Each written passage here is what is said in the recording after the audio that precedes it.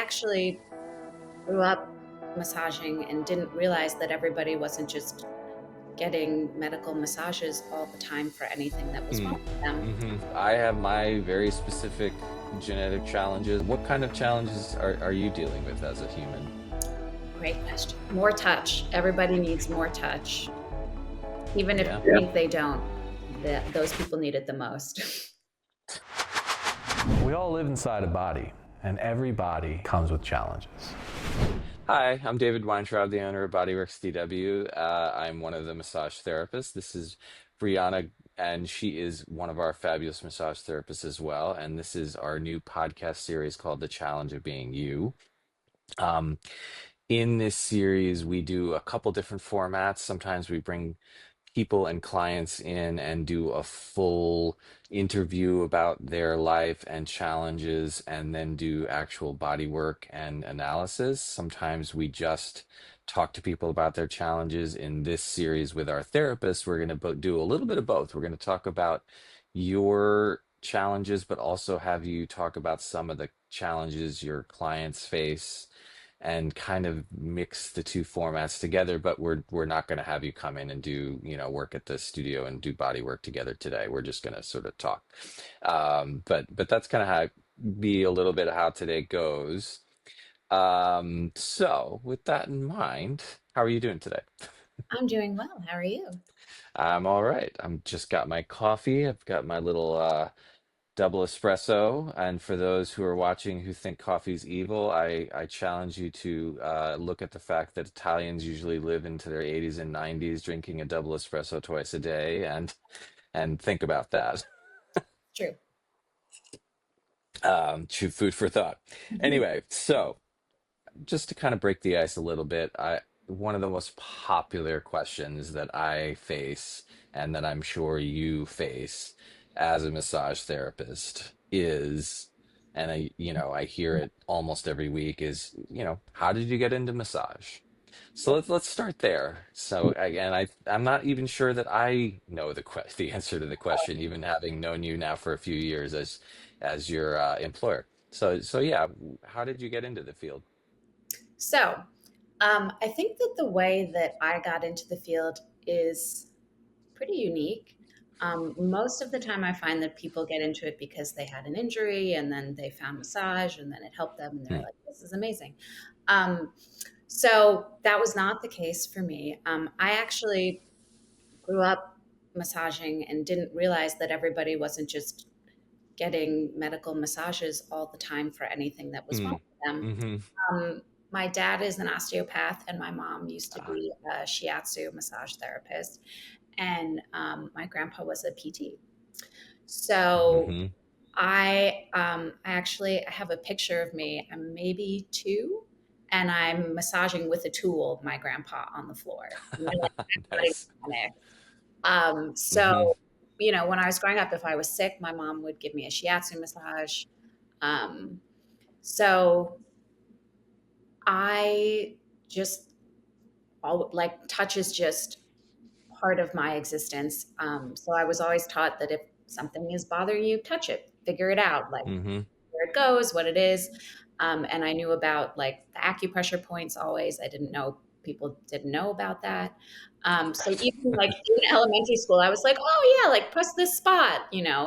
Um, Hmm. so everyone who's ever known me, I've shown them at least one something over the years because it's just it's a wealth of knowledge that I didn't realize was not everybody knows this stuff. Like I thought everybody knew that. And then I went to massage school and I was like, oh, this is a specific amount of knowledge that I have that most people don't.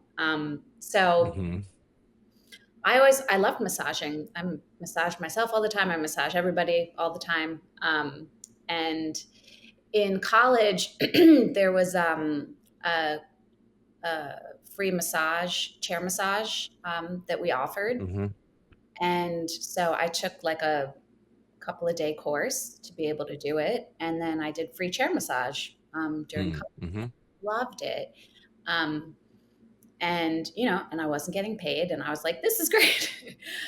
Right. um, and then after college, I went and I like working with kids always. So I went and I started teaching preschool. And even then, like when the kids would, like have a stomach ache or something, like I would work on them. Um, and then while I was in school, my wife actually was like, "Oh, there's this open house at the Swedish Institute. Like, maybe you should go check that out because you love massaging." And I was like, "Oh yeah." I was like, "But that's not a job that I could have. Right. I just like doing it." And so I went to the open house and I never looked back. And I've been massaging ever since. Hmm. The guy actually who interviewed me was like, "This is your destiny." And I was like, "Oh." And it is. Honestly, I love what I do so much. I can't get enough of it. Bodies are infinitely fascinating to me and Hmm.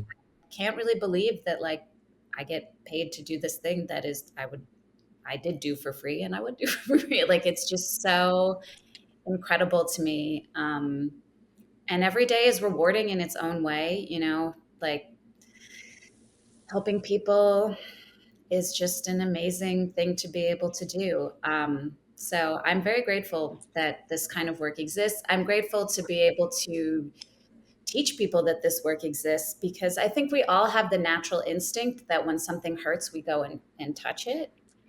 And I Sure. always encourage people, I'm like, yeah, follow that instinct. Like if it, if it feels good, like do it, it's, touch is one of our most powerful tools and it's very underutilized, I think, especially in our society. So, I'm all about just helping people create positive touch histories, even if they have negative ones. I think the best way to get past a negative touch history is to build a positive touch history on top of it. 100%. Yeah. So, I love what we do. And especially since working at Bodyworks, I've got an amazing clientele. We get the most interesting things here. Um, because I think, people don't realize what massage can be and how Hmm. effective it can be for so many things that you wouldn't even think of. And those are kind of my favorite things to work on, which I Ooh, yes. question. Actually, that Yes, I led. dovetails right into my next question, which is what are, obviously at Bodyworks, we take all comers. We're very much into trying to solve people's long-term health goals. Um, but what are your favorite types of clients to work on? What are the really interesting kind of cases and or types of clients for you? Obviously we work on everybody, but We do. And everybody's interesting in their own way. But my favorites, um, well, I have a couple of favorites, of course.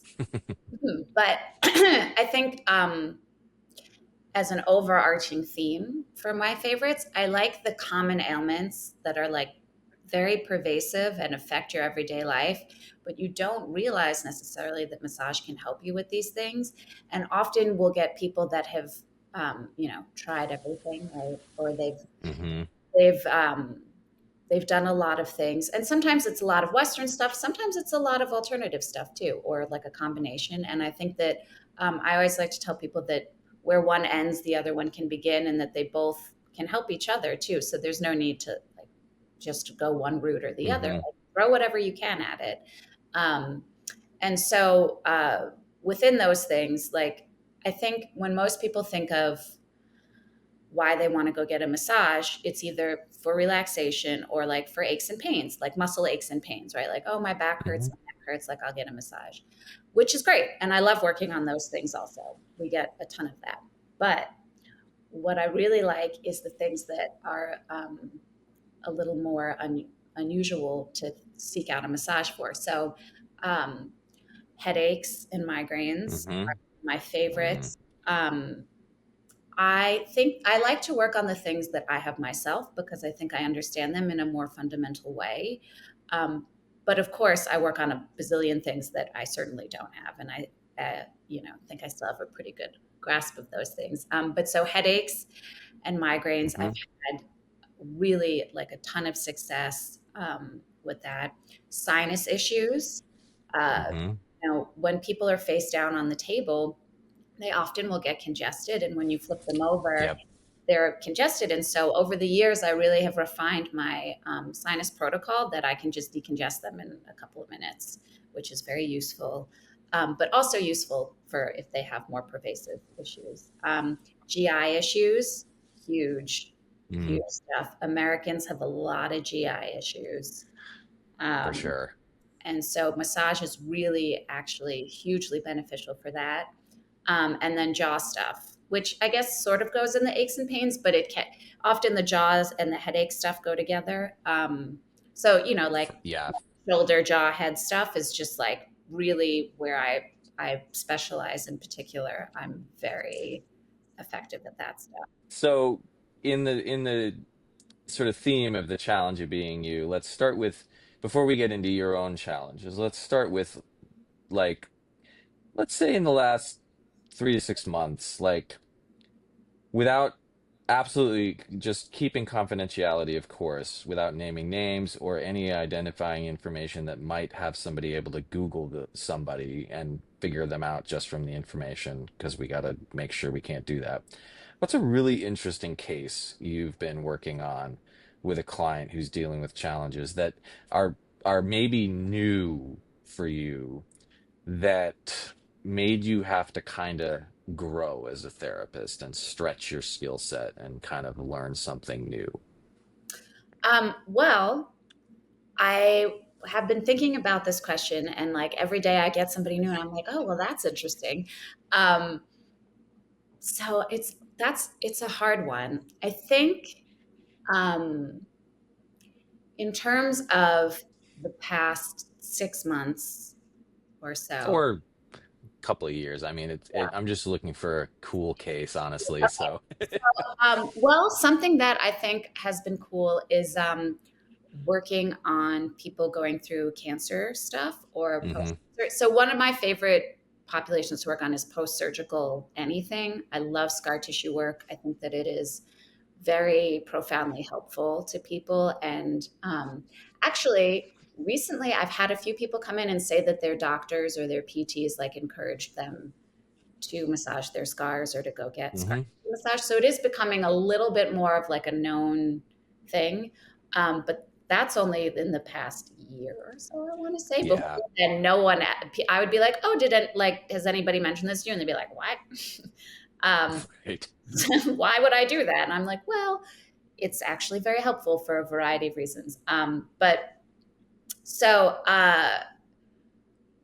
one of the patients that I had before I started working here, I've been working on for years, and she had cancer, I don't know, like 5 times or something. So she had like all Whoa. kinds of, yeah, she's in her 80s, I think. Um, Okay. and yeah, and so like she's had a variety of things. But one of the things she had was a double mastectomy. And so she had that like 20, 30 years ago, maybe. Okay. And so back then, they would take a lot more of your lymph nodes than they do now. Right. Now they really try and take less if they can. And they just take the sentinel nodes if they can, which are the first ones, instead of like the whole thing. So I'm certified in manual lymphatic drainage.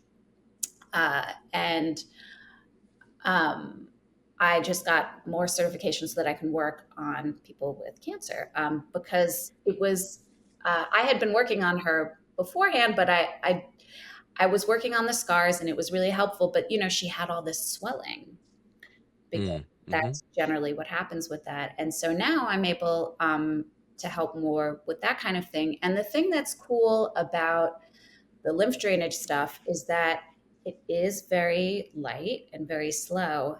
And people often think that you have to go really deep to make a change. Right. And it is always surprising, even to me, how effective it is, and actually almost more effective when you do the subtle stuff. Um, Hmm. the body responds to any kind of touch, it doesn't have to be deep necessarily. Um, and so that's been really cool, just being able to help this person who, like, you know, has had this swelling for however many years. And now it reduced, like, it, and, when I don't know, like if you've worked on this kind of thing, but when that happens, it's hard, right? It's hard to the touch. Yeah. And when you're done, it's like much softer and more malleable. And you can really visibly see a reduction, but it also just, you can feel the difference. And the amount of relief that you can give somebody who's had this for like, 30 Decades. years is like Yeah. kind of crazy that, and this is the other thing I'm always telling people is that no matter how long you've had something, you can still make a change. It just, the longer you've had something, the longer it takes to fully move it through you just because your body's gotten used to it, right? That's what chronic pain is. Your body's like, yeah, yeah, we live with this. We don't deal with this anymore. And you actually go in there and you say, no, no, we're going to deal with this actually. Like, we don't want this. And your body's like, oh, we thought we weren't dealing with that. All right, fine. We'll go, we'll deal, Right. we'll move things around. And so that to me is one of the cooler things. And then I've had a few, I had a young person going through cancer treatment this year. And so unfortunately, that's becoming more of a thing. And so being able to, give anybody a therapeutic touch when they're going through something where they're being poked and prodded a lot, um, Oh yeah. I think is Yeah. huge. At my job before this job, I was at an acupuncture clinic that specialized in women's health and fertility. So we got a lot of people going through IVF and IUI and all of these Mhm. fertility treatments, and they were very poked and prodded. Um, and so it was this sort of, uh, I think it should be part of the protocol that they do is to also have you have the therapeutic touch because you get so stressed out and you have so much negative touch history from all of that that it's Mhm. important to sort of balance that out. Yeah. So yeah, Sorry, I'm remembering when my dad was sick. So for those watching, and I'm not even sure that you or the or a lot of the therapists know this about me, but my dad passed from cancer when I was 17. I did not So know. this would have been 1990 when he passed, and it would have been the late 80s when he was sick. Very rare form of cancer, sinus cancer, which at the time was like 5 people a year or That's something. super rare.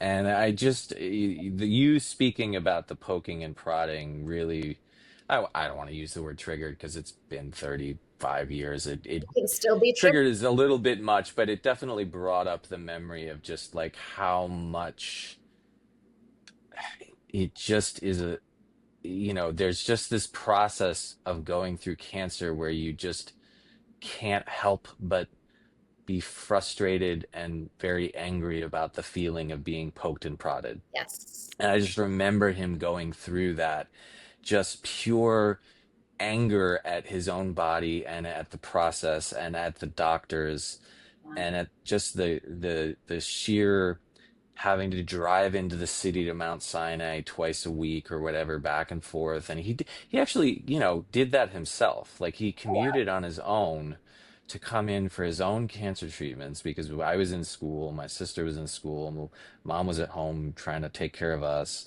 And he just kind of did it all on his own. And he took it on himself. And so it's like he kept it to himself in a way that like I just caught the peripheries of that Mm. frustration and anger enough to know that like he wasn't the kind of person who got frustrated and angry very easily. So that if I was catching that he was frustrated and angry about it, it must have been awful, right? And it's really great that modern medicine acknowledges not just the fact that modern medicine is a miracle, that they are saving lives, but that the process sucks and that maybe we can help make the process better, and that surgeons and I'm going to pull it out from just the cancer talk because obviously that's pretty hardcore and tough and all that, Yeah. but even surgery, post surgery, that they're talking about sending people for PT and that the PTs are talking about bringing people to us. I'm well known, and our Bodyworks is well known now by the surgeons at the hospital for special Yeah. surgery, and they'll send us a lot of their tough post-surgical cases to restore mobility and get people recovering a lot faster after hip replacement, shoulder replacement, knee replacements, stuff like that. Um, and I'm just really glad that instead of just being sort of the old school, I can fix you all on my own, that they're really coming more around to like, let's acknowledge that yes, that can happen, but that the process afterwards is actually pretty tough, and let's try to smooth that out as well. Which Totally. is where we come in, like obviously I'm not a surgeon, I can't replace your hip, and if your hip needs replacement, you should go do that. But then let's actually smooth that out afterwards, which is where we come in. Yes. And then obviously we're not oncologists, we're not going to cure your cancer either, but then once that happens, and along the way, yes, we can help smooth that over as well. So Well, and I think that the post surgical stuff, like I said, is my favorite for that reason. There's a lot of encouragement to send people to PT. hmm And even, there's been a couple articles this year and various things that are like, what to do about pain? Like, we don't know. And they're like, yeah, you can try PT, you can try acupuncture. And they almost never mention massage because it's really not thought of as a medical thing. It's getting a little more. Uh, hmm but like I said, I grew up only thinking about it that way. and right. and I think because of that, I'm constantly surprised by how people are like, "Oh, massage can help with that," and I'm like, "Yeah," Yeah. because one of the other clientele that is one of my favorites is the prenatal postpartum, and I do infant massage. I don't do that at Bodyworks, but and I work on kids also, and the postpartum stuff, like in America specifically, or maybe it's New York specifically, we really like once you give birth, they're like, "All right, good luck, bye."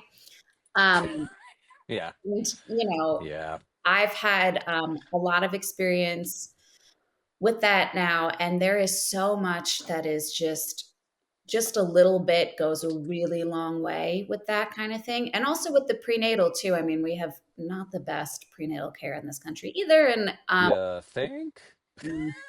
so I mean, I've worked on people that through their fertility, then they get pregnant, and I'm also a labor doula. So I work hmm during labor and then postpartum and then I work on the baby. So it's sort of like this fun pipeline of like you get to see all the different ways that you can help during basically any part of your life journey, which is also as more of a like general thing. I'm just really fascinated by the cycles of everything, like hmm we have a life cycle and the menstrual cycle and the gestational cycle. And it's like everybody who is born was born and grown in a uterus because we don't have test tube uteruses yet. And so, hmm we all have this shared experience of we all lived in another body before we lived in our body too, which is also just like so interesting. And what just happens to us over the course of our lives. Like you get a lot of people who are like, oh, I'm old, like it sucks, blah, blah. But I had a woman in her 90s who was like, I have no pain. I'm in great shape. Her hair was still dark. I hmm was crazy. And, Yeah. like I think that telling people that you don't have to be suffering, like there is something you can do, there's always something you can do, is kind of huge. And especially again, going back to surgery, right? People are like, oh, well, it's a surgery. And it's like, no, there's always something to be done, in my opinion. And whether or not that's just like being less stressed out, it'll help. I want to get into some challenges about you because I want to make sure that we're also not just talking about the clients and the work we do, but also the fact that as therapists, we're also humans, right? Like we're not just like robots that work on you. We're actual humans with actual bodies, with actual genetics and actual challenges, right? So often, I think, you know, service providers in general get dehumanized. I mean, thankfully, that's not true of most of the people that we work with, thankfully, but a lot of times, like, thankfully, a lot of our clients often say to me, like, oh, how does it that you do this all day? And it's like, well, there are very specific self-care practices that we have to employ to make sure that we're healthy enough to do this all day. But I have my very specific genetic challenges. I have a disorder called psoriatic arthritis that I've talked about on this podcast before. And, you and I have talked a little bit. I know that you've got yours, but the public doesn't know. So if you're willing to talk a little bit about what your body has that's a little different than just the normal two legs, two arms, two eyes, two ears. Um, yeah, what kind of challenges are you dealing with as a human? Great question. So I'm hypermobile, Hmm. which means that I'm a little more flexible, loosey goosey than most people. So like I can, just fling my limbs anywhere at any time without having to warm up. Um, so in Ooh, particular, can we yes, let I just because I love to educate, let's dial in on that a that little bit. So hypermobile to hypomobile on the ah, spectrum. Let's okay, dial in on that and get a little technical for the audience. okay. We're talking about connective tissue and how the the the structure of the connective tissue is formed genetically for the Mhm. people who have it. We all sit on a spectrum from hyper to hypo. Probably most people sit in the middle. Oh yeah, I'm a little on the hypo side, honestly, meaning that my ligaments, tendons tend to be on the stiffer side than most humans, not much. You're saying you're on the hyper, very. meaning that your ligaments, not muscles, we're not talking about muscles here. We're talking about ligaments and tendons generally, Mm, and the connective tissue fascia that actually connects everything as a whole, likely mm, are on the softer side as compared to the general population. yes. And so I just want to make that broad definition of what we're talking about with hypermobility so that the general public has an understanding of when we get into this, when just to get a little bit more technical than loosey goosey. So Yeah. throwing that out there for everybody. And now go on. Yeah. So, and because of that, I am very aware of when I do have a hypermobile client of like what their limitations are. So, in terms of that, if you know somebody is hypo versus hyper, you're going to know that you can extend them more than you would be able to. And you have to be careful because hypermobile people are more likely to get injured in that way Hmm. because everything is looser. Right. So you need to be a little more cautious, especially if you're doing stretchy stuff with them. For me, it mostly is fine, except for my fingers. So, Hmm. for Hmm. example, right, like a good massage thumb is like this, right?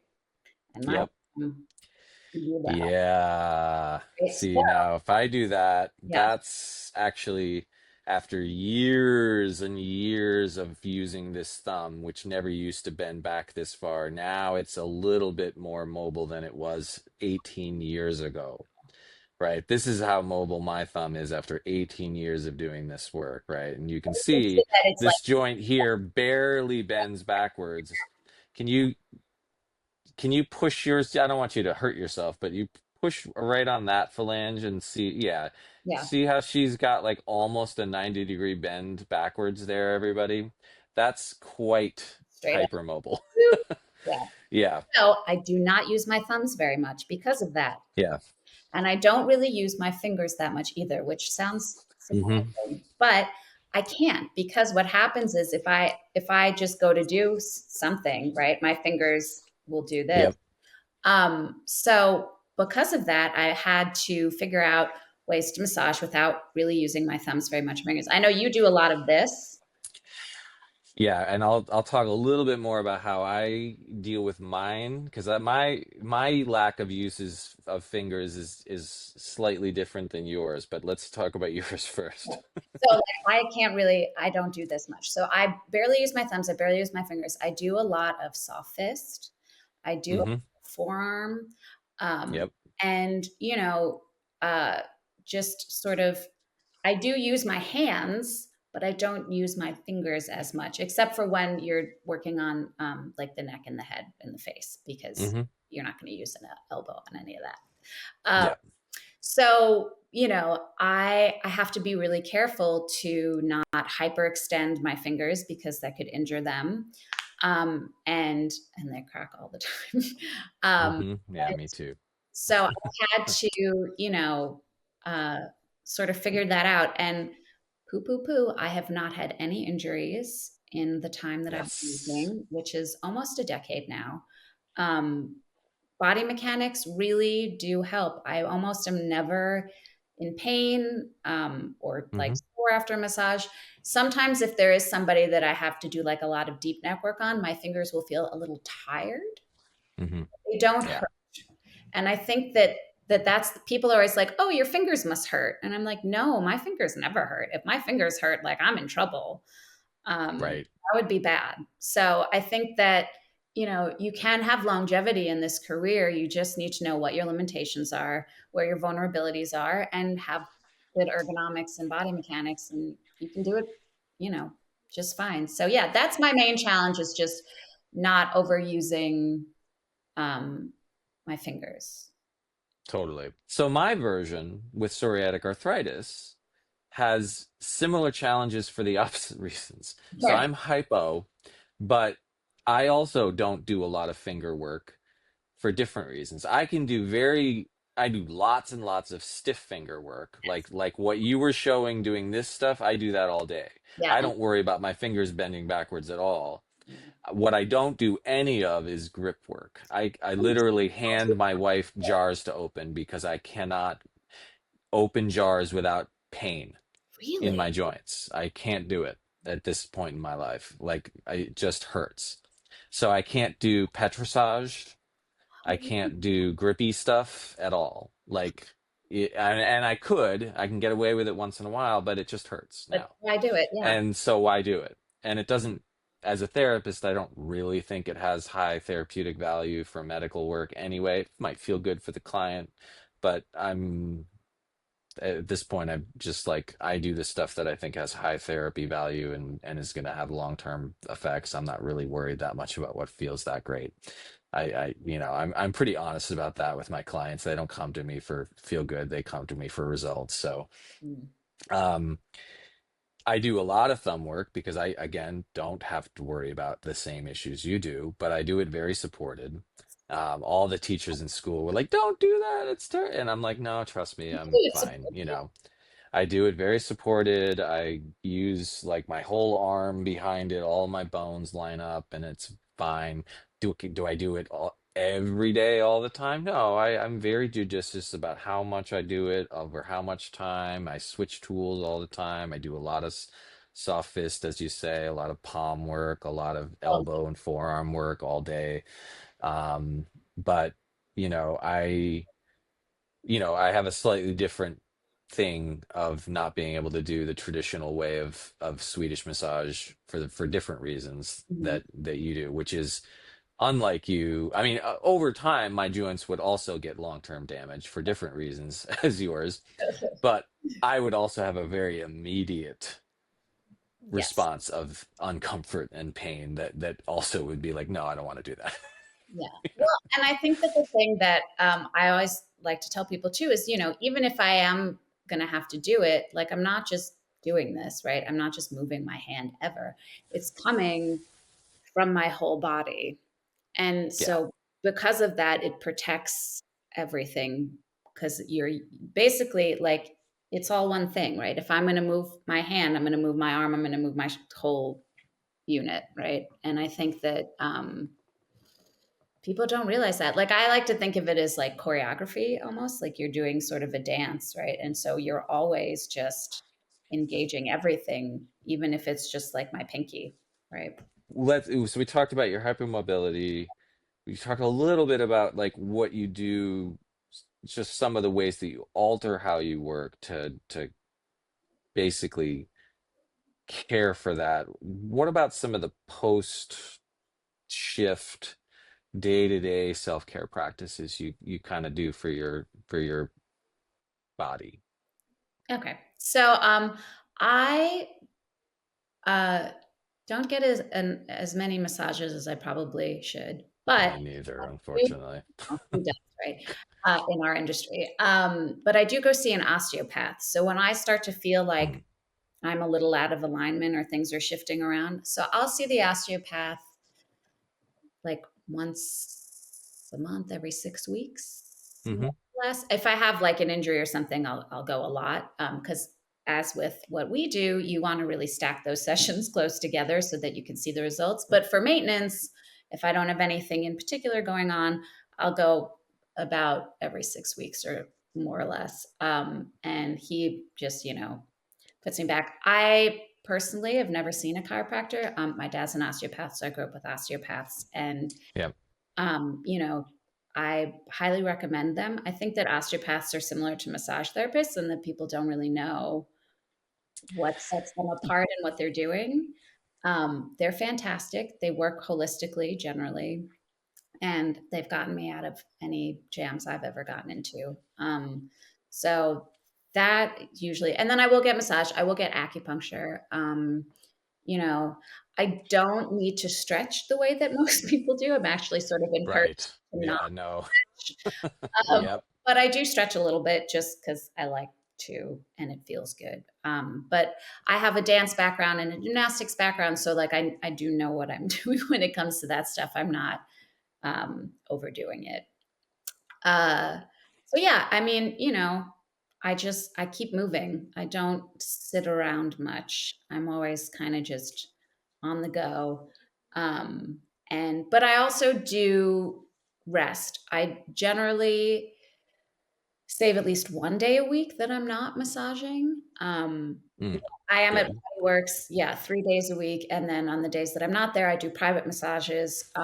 So I try to either not do too many privates or to have one day where I'm just giving my body a break.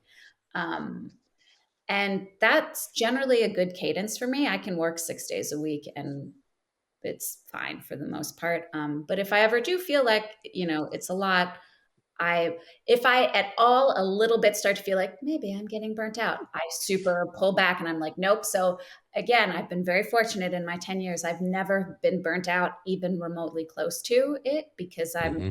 just like, I don't want that to be something that happens to me. And I'm fortunate in that I love what I do. So it would take a lot to make me feel like overwhelmed by all of it. That being said, I mean, you could work on like 20 people and feel fine, and then you work on one person and there's just something about them that's will sort of uh, take a lot out of you. So it's not even necessarily the amount of massages you're doing, it's who you're working on, um, Yeah. and in what capacity you're working. Like if you are in one of those industries where you're just like bah, bah, bah, bah, bah, then that can be a lot too. So the cadence of Bodyworks is really great. It's been working really well for me, and yeah, uh I don't really have any complaints about my body. I'm in fairly good shape overall. Nice. Yeah.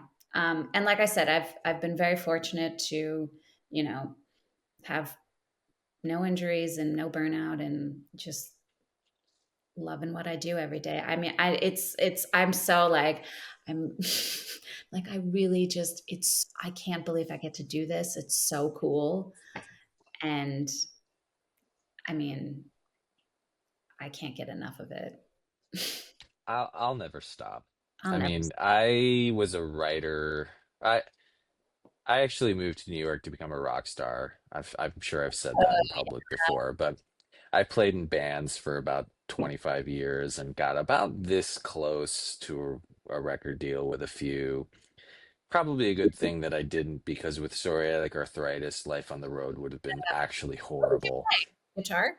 Um, Guitar. Yeah. And actually, the beginning of this podcast series, which we did with my friend Byron, who is the touring bass player for the Lumineers and has been for the Oh last 10 years, we played in bands together. We sort of came up the scene together. Did a lot of work together over the years. And he's also got an autoimmune disorder, MS. He's somehow able to live on the road with all of that, but it's a struggle.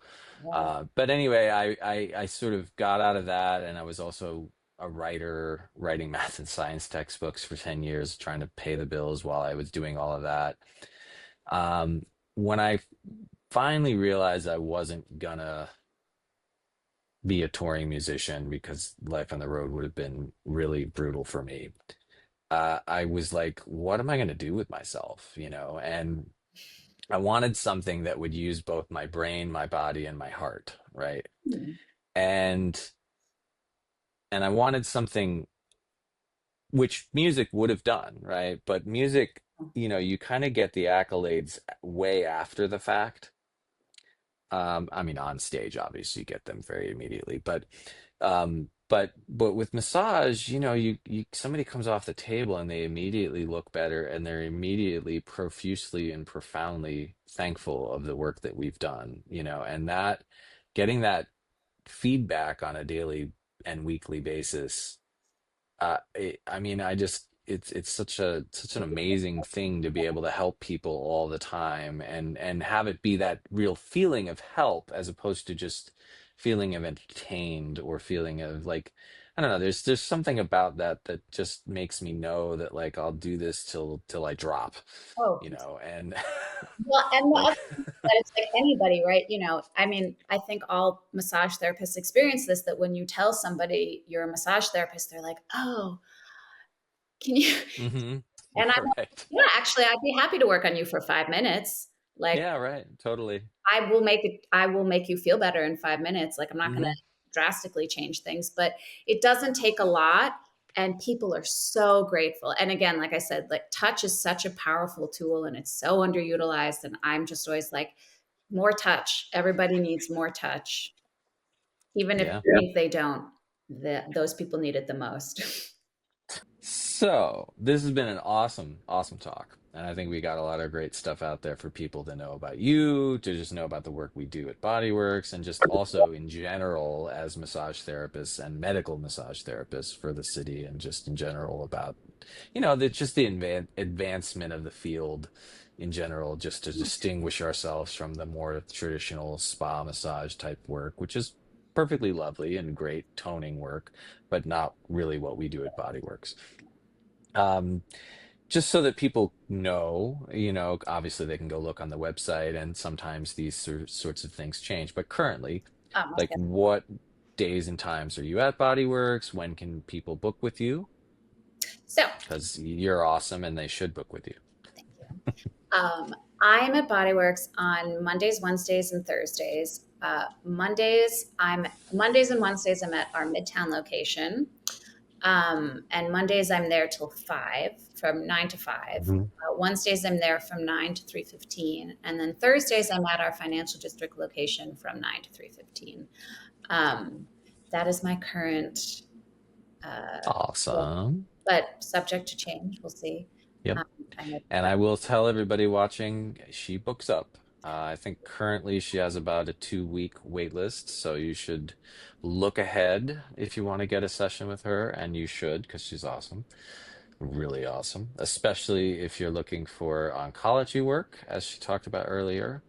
Um, so, just to sort of give this nice sort of outro here, we hope you really enjoyed this episode of Challenge of Being Briana, and talking about the challenge of her clients. And if you're in pain in New York City and you'd like to book a session with Briana, we just talked about when that is, subject to change, obviously, but you can absolutely go on our website, bodyworksdw.com, or give us a call or text at 917-740-2709, and we'd love to hear from you and look forward to working with you. And if that sounds interesting, we'd love to see you.